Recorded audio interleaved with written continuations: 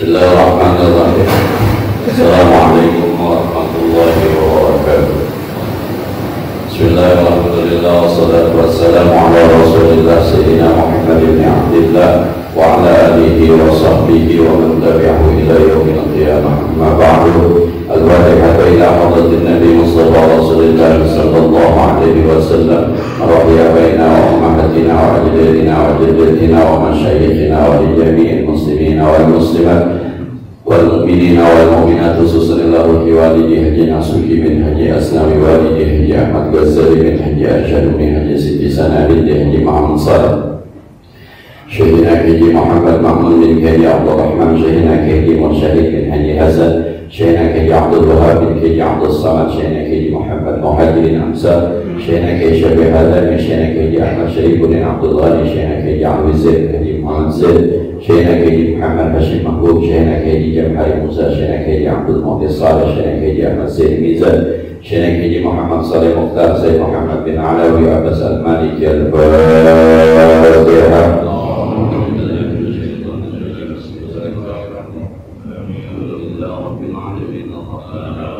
مالك يوم الدين إياك نعبد وإياك نستعين اهدنا الصراط المستقيم صراط الذين أنعمت عليهم غير المغضوب عليهم ولا الضالين رب اغفر لي ولوالدي وارحمهما كما ربياني صغيرا.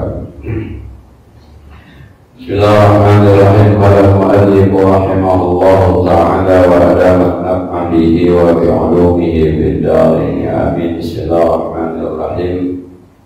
Summa msah udhunaika zahirahuma wa huwa ma yalil ra'sa wa batinahuma wa huwa ma yalil wajha bima'in jadidin ay ghayra ma'in balalil ra'sa. Kita masih melanjutkan cara wudhu yang baik menurut Imam Ghazali kalau kita ingin meningkatkan derajat penghambaan kita kepada Allah yang pada satu saat nanti berujung pada makrifat. Dimulai dari perbaikan dulu, dari mulai dari niat, kemudian dari wudhunya. Salah satu yang hari ini kita akan bahas adalah wamsum mamsah, kemudian sapuhlah udhunaika dua telingamu, wahirahuma baik yang di bagian luar, wa huwa ma yalil ra'sa yang mendekati kepala, wa batinahuma dan bagian dalamnya, wa huwa ma yalil wajha yang mengarah ke wajah, bima'in jadidin dengan air yang baru, air ghairi ma'i balal ra'si, bukan air sisa menyapu kepala. Jadi ada mazhab yang ngajarin begini, mazhabnya ini kemari, kemudian kemari. Ada mazhab. Ada mazhab yang ngajarin kalau membasuh kepala sekalian telinga. Kamu ini, kemudian kemari. Jadi airnya bekas air kepala. Kata Imam Syafi'i jangan begitu. Kepala airnya sendiri, kemarin sudah, telinga airnya sendiri. Tapi yang harus disapu adalah bagian luar yang nempel kepala dengan bagian dalam yang mengarah ke muka. Ini mengarah ke muka. Ini dianggap wajah saudara. Dan caranya, wa adkhil musabbihataika ay ra'sahuma fi samahai uzunaika wa akhirhuma fil ma'atibi wamsah dhahira udhunaika bi batin ibhamaika. Masukkan dua tunjukmu atau dua ujung tunjukmu di dua lubang telingamu dan jalankan keduanya di lipatan-lipatan dan sapulah bagian luar telingamu dengan telapak dari jempolmu. Jadi ini dua dimasukin, ini di sini, dijalankan. Kalau kata itu, ini yang di dalam bagian lepitannya. Ya, yang ini nih lepitannya dalam bawah bareng. Nah, bukan ininya doang nih. Ini kan ada yang mungkin doang nih. Gitu. Nah, ini sekali lagi ya. Emang Ustaz yang begini kagak sah, ya kagak disapu juga sah. Jangankan begini, lucu aja juga sah. Ini kalau ngomongin sah nih. Sebab telinga kan hukumnya sunnah, telinga. Jadi kalau ini mau naik nggak? Gitu nih. Anda sholat, Anda ibadah mau naik kelas nggak? Kata Imam Ghazali, kalau mau naik kelas, cara bersihin kuping, cara menyapu kuping, telinga, ketika wudhu begini, ini telunjuk masukin di dalam, jempol di luar. Ini kan ada lepitannya nih, lepitannya dulu dibersihin ke bawah, kemudian jalan kemari. Ini dulu bekerja nih, di lepitan nih. Ini kan lepitannya nih, turunin ke bawah, habis itu naik ke atas baru. Kalau mau marokin kemudian, kalau mau naik derajat kualitas penghambaan kita kepada Allah Subhanahu wa Ta'ala. Jadi seakan-akan yang bilang, ketika Nabi perintahkan kuping, maka kita mengerjakannya secara sempurna. Kenapa? Yang nyuruh Nabi. Yang nyuruh Nabi.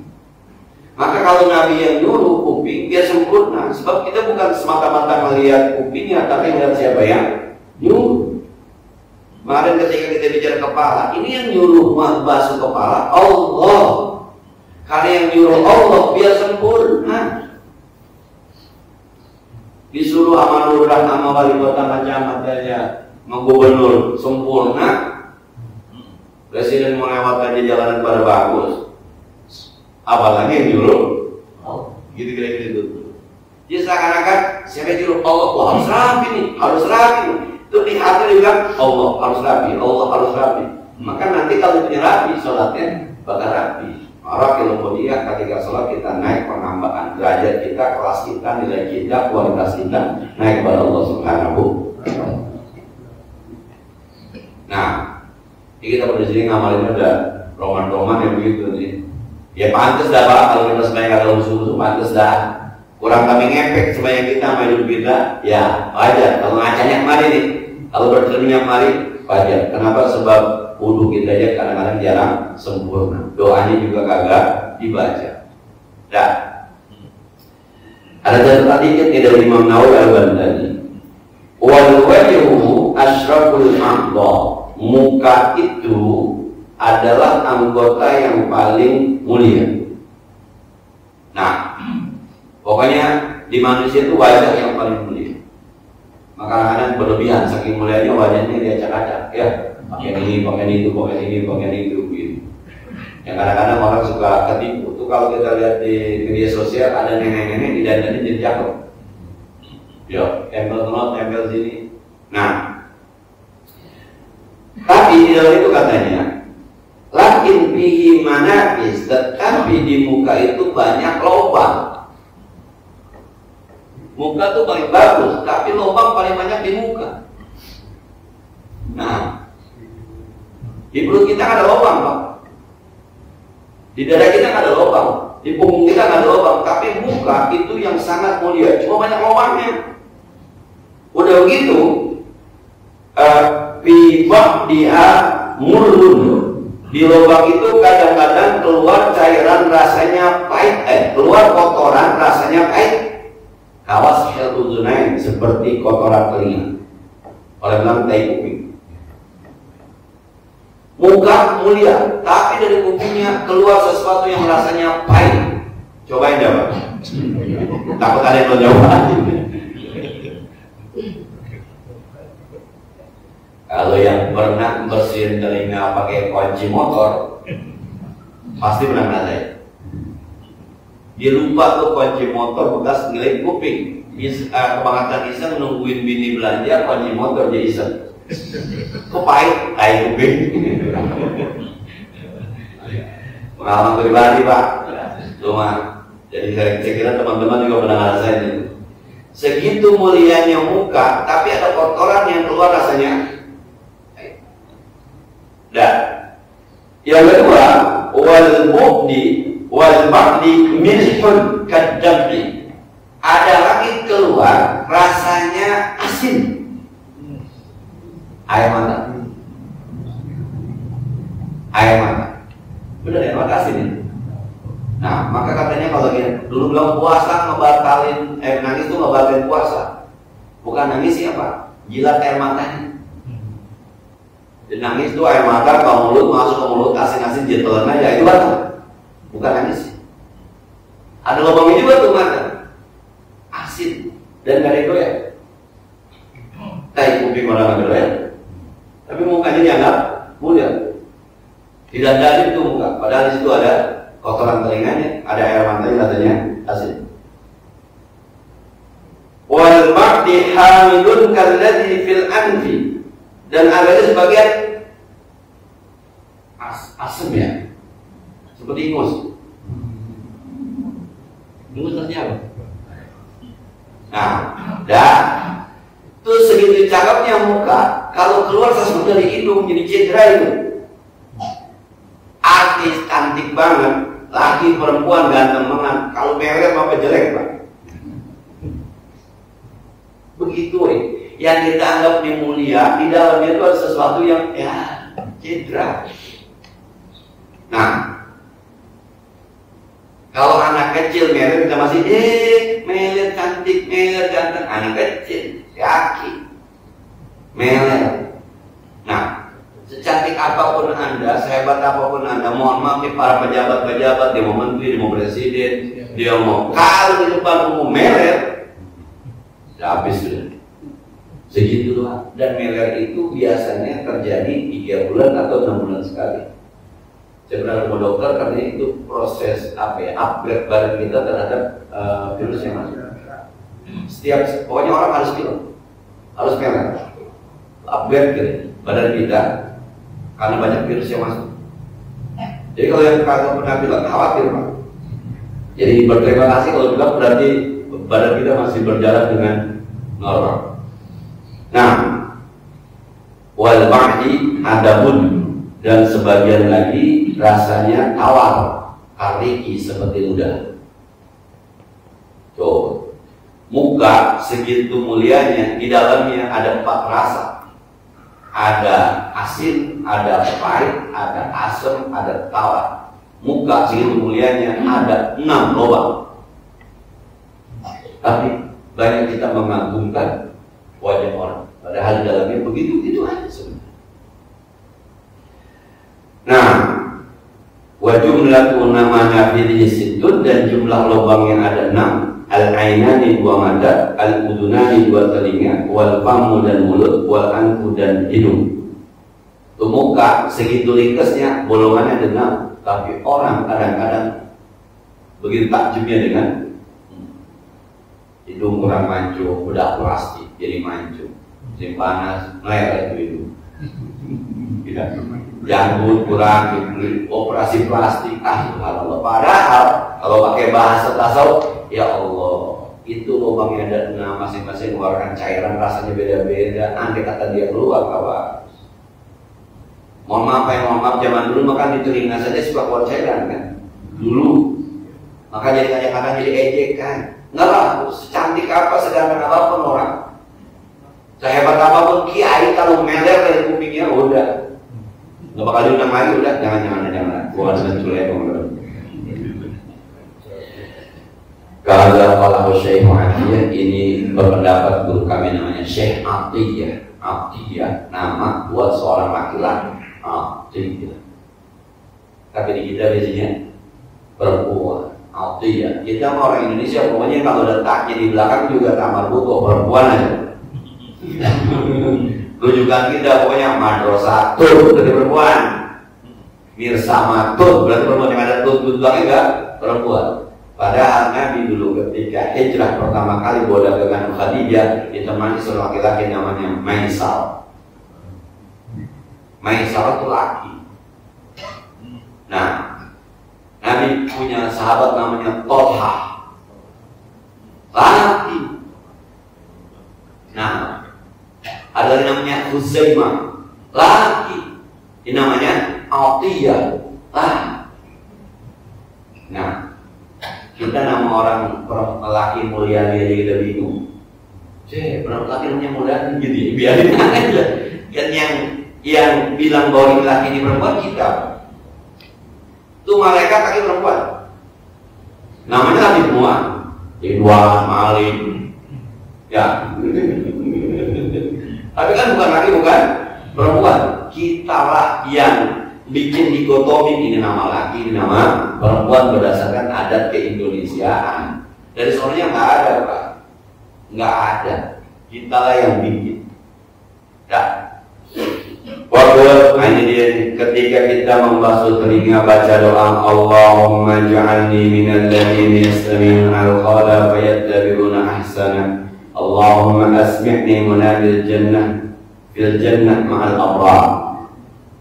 Ya Allah, kuping kita ini kita basuh, kita sapu nih doanya. Ij'alni, jadikan saya min termasuk alladzina orang-orang yang yastami'una al-qawla, mendengar banyak omongan, mendengar banyak kata-kata, mendengar banyak ucapan. Fayattabi'una ahsana, tapi kami termasuk orang yang mengikuti ucapan-ucapan yang terbaik. Kan kita bergaul banyak dengar orang ngomong. Ada yang ngomong astagfirullah, ada yang ngomong buset. Ya, ada yang ngomong masya Allah, ada yang ngomong anjay. Nah sekarang kan, nah ada yang ngomong pakai apa namanya kaget. Nah alhamdulillah, ada yang bilang asik. Banyak omongan kita dengar. Tapi kita mohon sama Allah, ini kuping lagi dibahas itu ngomong, ya Allah jadikan saya orang yang banyak mendengar kata-kata, tapi saya mengikuti yang terbaik.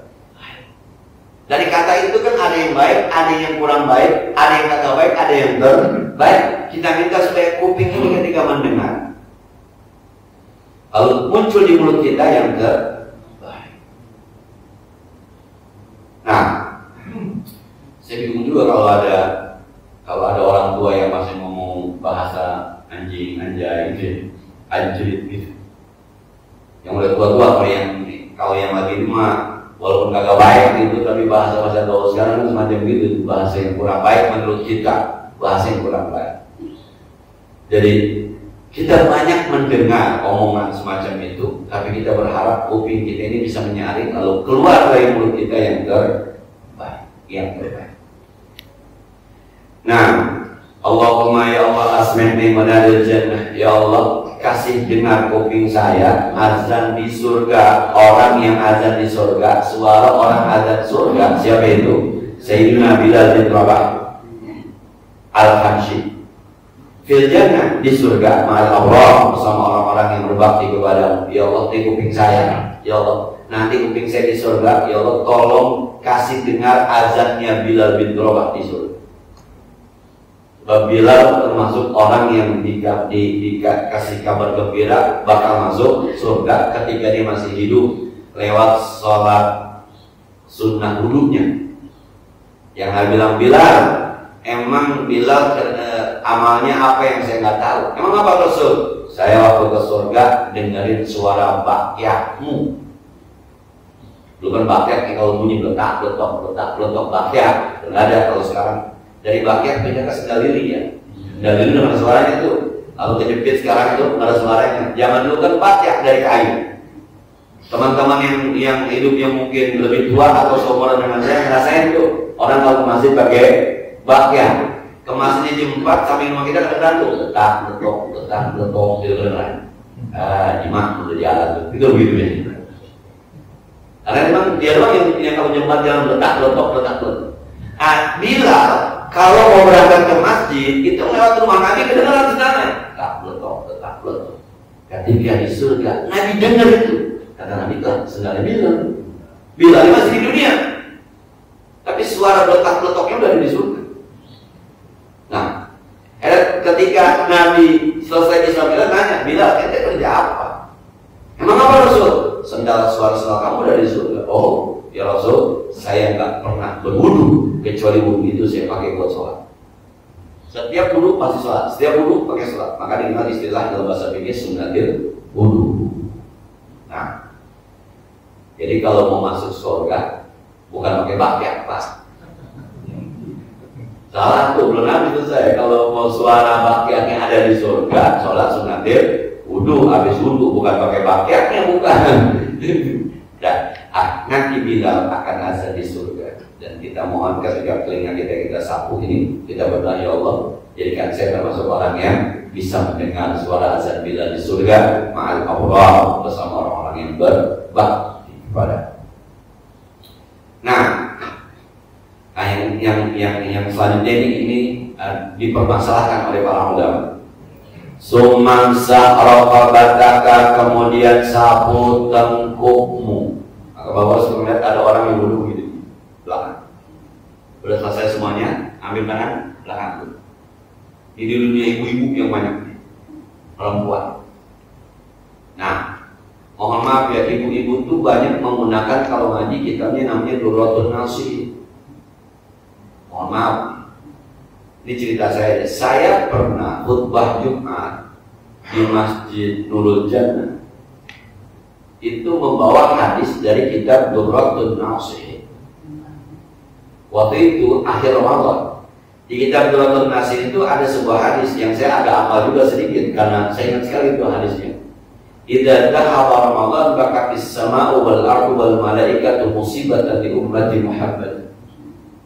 Kalau Ramadan pergi maka langit nangis, bumi nangis, seluruh malaikat nangis. Ini musibah buat umat Nabi Muhammad. Ya, singkat cerita, Lebaran saya datang ke rumah guru kita, Ki Hisham Burhani Hashim. Ki Hisham menegur saya, saat mulai dapat hadis dari mana tuh waktu khutbah di Nurul Jannah? Padahal waktu saya khutbah dia nggak ada. Apaan Kiai? Dari kitab Durratun Nashih. Oh, itu doang. Cuma ohnya mencurigakan. Dan dari situ saya ke rumah Ki Ahmad Syarifuddin almarhum guru kita. Saya tanya, Kiai, mohon pendapat tentang kitab Durratun Nashih. Apa kata Kiai Syarifuddin? Di kitab Durratun Nashih banyak hadis palsu. Kalau bisa mulai, jangan gunakan kitab Durratun Nashih buat ngajar, buat belajar, buat beramal, karena terlalu banyak hadis palsu. Saya tanya, Kiai, kalau kita nggak tahu bahwa itu hadis palsu, lalu kita sampaikan bagaimana? Sama. Siapa orang yang menyampaikan hadis palsu sekalipun dia nggak tahu, maka dia termasuk orang yang telah berdosa pada Rasulullah. Keluarkan hadisnya, mulai benar saya. Maka mulai saat itu saya tidak lagi menggunakan kitab Durratun Nashih. Mohon maaf, di ibu-ibu itu banyak ustadzah menggunakan kitab Durratun Nashih. Ternyata hadis man fariha bidukhuli Ramadan itu palsu. Ternyata hadis yang mengatakan Syahrul Ramadan, Syahrullah ya, Sya'ban syahri, itu palsu. Nah, itu banyak di kitab Durratun Nashih. Termasuk ini nih. Tapi nanti di terakhir disampaikan oleh Nawawi Al-Albani tadi. Itu sekali informasi saja Pak. Jadi mulai saat itu saya tidak lagi menggunakan kitab Durratun Nashih berdasarkan fatwa guru saya Kiai Ahmad Syarifuddin, karena yang ahli hadis ya beliau begitu. Tidak ada lagi bisa kita cari di tempat kita yang ahli hadis. Sekarang ini kalau dari segi akademis yang dianggap mumpuni di bidang hadis ya Dr. Ahmad Huwei, guru kita. Itu kalau bicara akademis, UIN, pokoknya dalam petik se-Indonesia barangkali S3 hadis yang diperhitungkan di Indonesia ini Dr. Ahmad Huwei.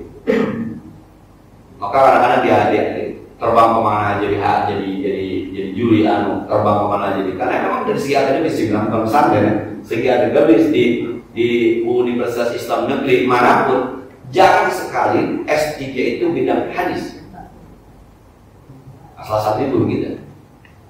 Maka kadang-kadang saya bercanda, dia maka gemuk-gemuk itu karena kebanyakan hafal. Nah, kalau Haji mulai ada gemuk karena kebanyakan besek Pak. Nah, sumamsah raqabataka, kemudian sapuhlah tengkukmu, waqul, dan ucapkan Allahumma fukka raqabati aizadi finanar.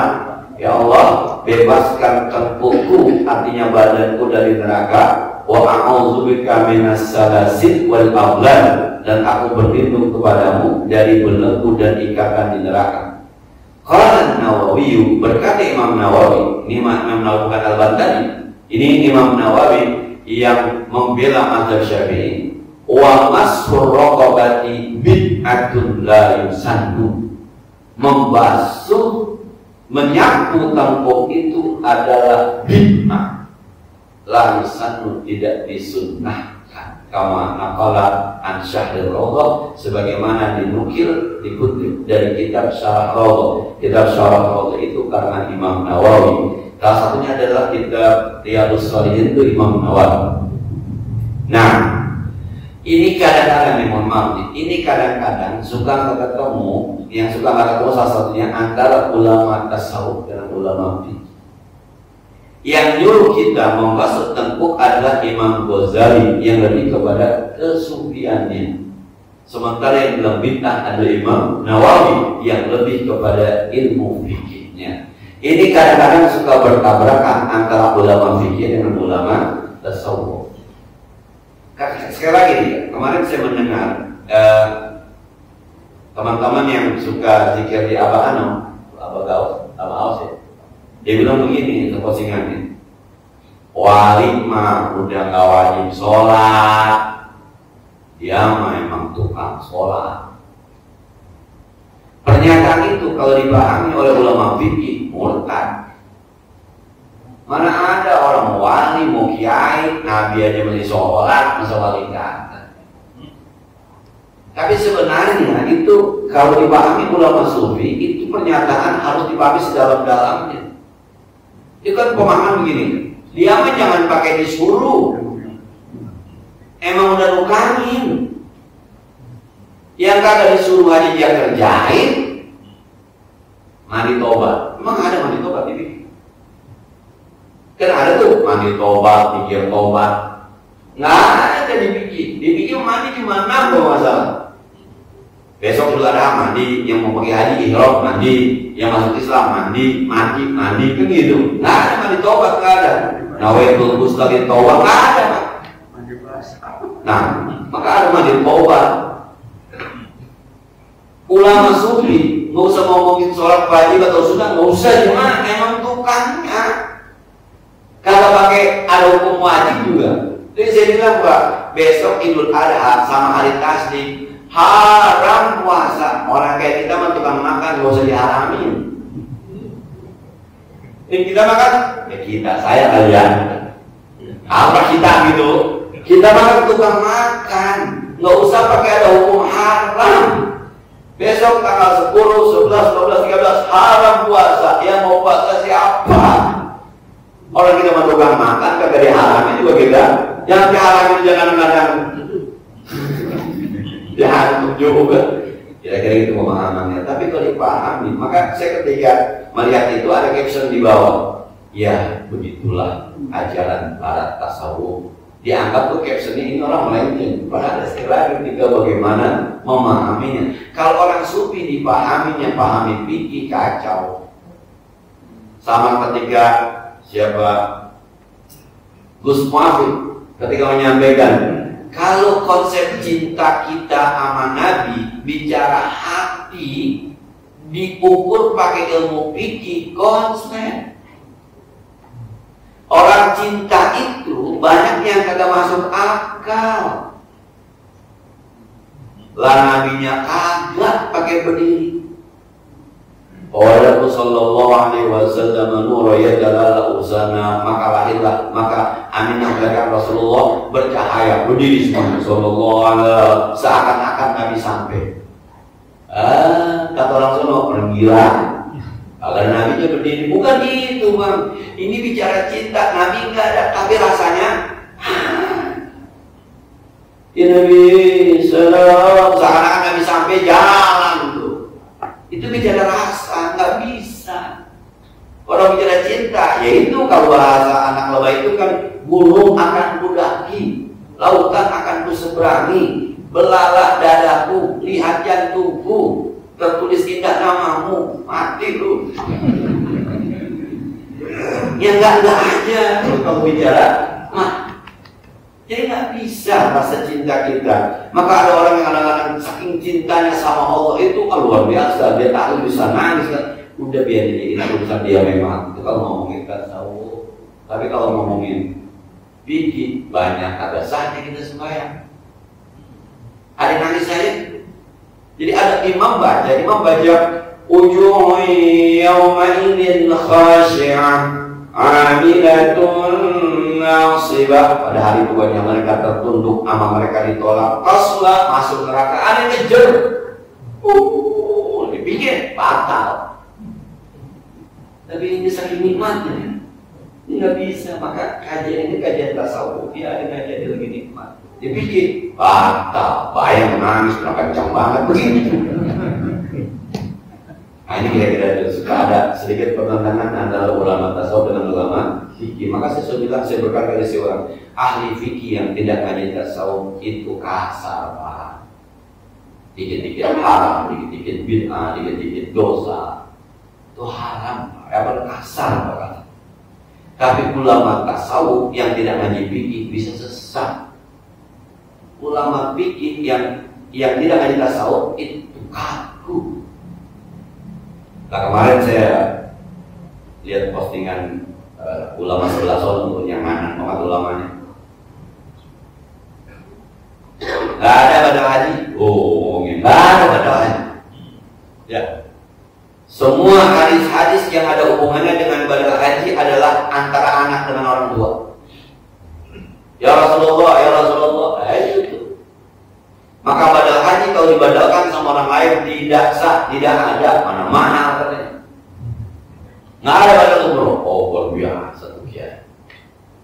Nah, ya ini nih kadang-kadang yang begini kasar nih.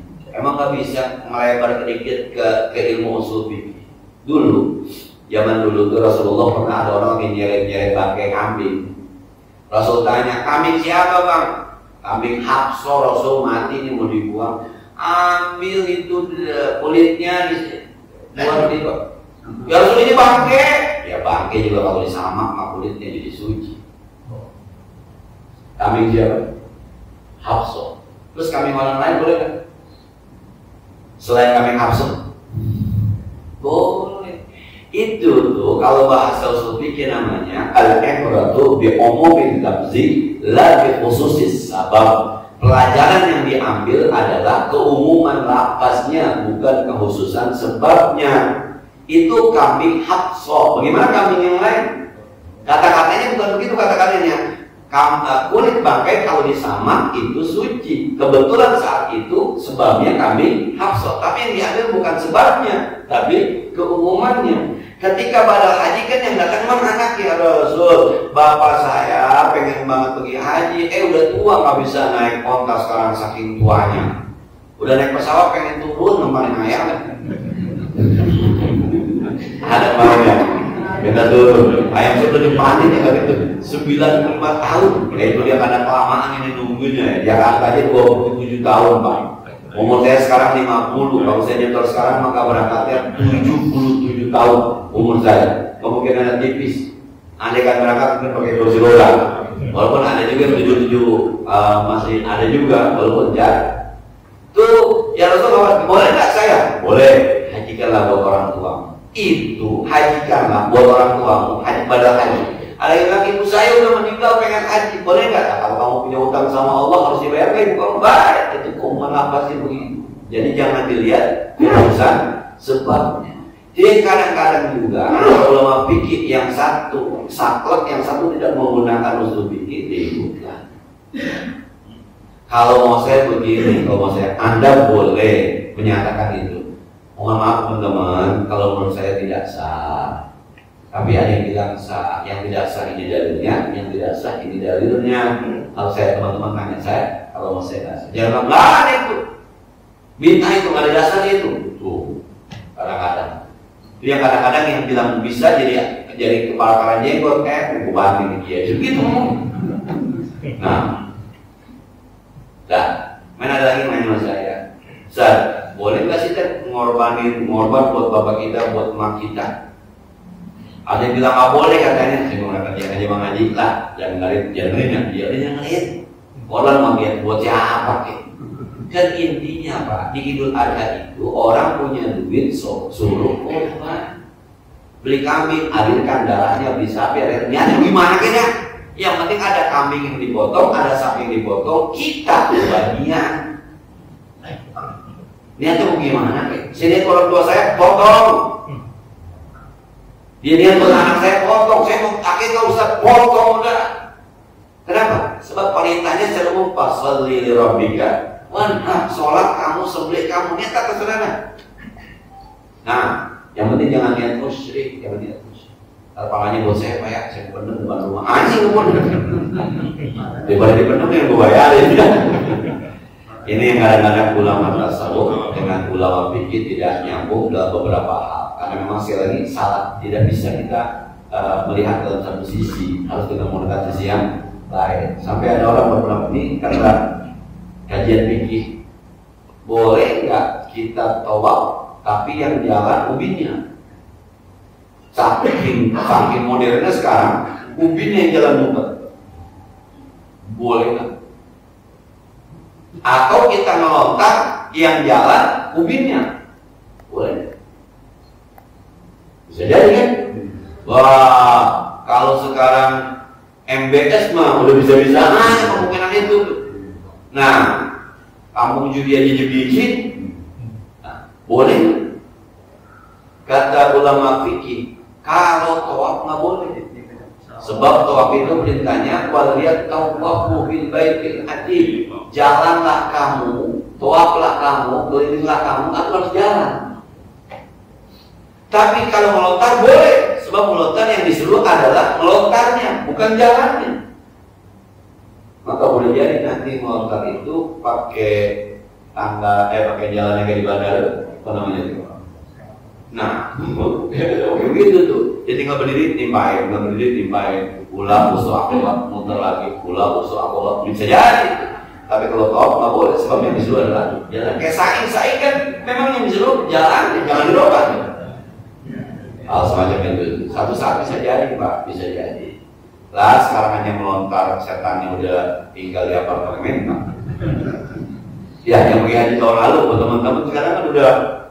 Dulu kita, ya saya tahun 2012 itu terakhir, ya emang 3 di bawah dikerubutin sekian juta orang, maka ada yang kena waktu, ada yang kena apa segala macam, yang kita injak.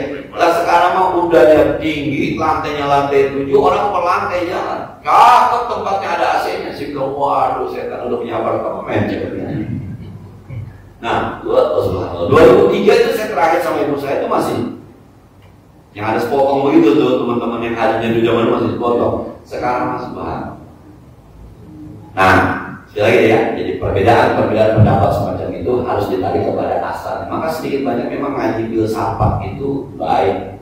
Ngaji filsafat itu baik karena filsafat itu kan menarik ke belakang. Bisa kayak begini tidak? Memang sebenarnya yang bagus nih soal pakai gamis atau pakai ya tarik aja. Yang penting tutup aurat kan gitu. Tarik asalnya tutup aurat. Tinggal perhiasannya yang pakai sorban, yang pakai selendang, yang pakai gamis, yang pakai kain, baju putih, baju hitam, itu zina namanya, perhiasan. Khusus zina tahu minta boleh masjid, tapi kalau ditarik dari asalnya yang penting tutup.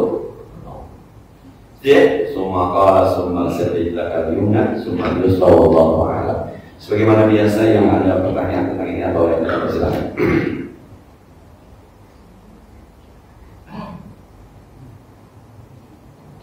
Cukup deh. Baik. Kita juga doakan untuk teman-teman kita yang hari ini berangkat haji atau yang sudah berangkat haji. Allah sehatkan badan mereka, Allah selamatkan badan mereka, jadikan hajinya haji yang mabrur. Dan kembali ke tanah air dalam kondisi yang tidak kurang apa. Al-Fatihah. Bismillahirrahmanirrahim. Alhamdulillahirabbil alamin. Arrahmanir rahim. Maliki yaumiddin. إياك نعبد وإياك نستعين اهدنا الصراط المستقيم صراط الذين أنعمت عليهم غير المغضوب عليهم ولا الضالين صل وسلم وبارك على سيدنا محمد وعلى آل سيدنا محمد اللهم سلمنا وسلم ديننا وسلم توحيدنا وسلم أموالنا وسلم أولادنا وسلم من في أهل بيتنا وسلم من في أهل قريتنا اللهم سلم الحجاج اللهم سلم الحجاج اللهم سلم الحجاج والجزاة والمسافرين ببرك وبحرك وجودك من أمة محمد أجمعين اللهم اجعل حجهم مبرورا وسعك على مشكورا وذنوبهم مغفورا وعمرتهم مقبولا وزيارتهم متقبلا. اللهم ردهم إلى أوطانهم سالم غانم فرح مستبشر برحمتك يا أرحم الراحمين. اللهم بلغنا وأهل بيتنا وجماعتنا زيارة الحرمين. وصلى الله على سيدنا محمد وعلى آله وصحبه وسلم. الحمد لله رب العالمين. السلام عليكم ورحمة الله وبركاته.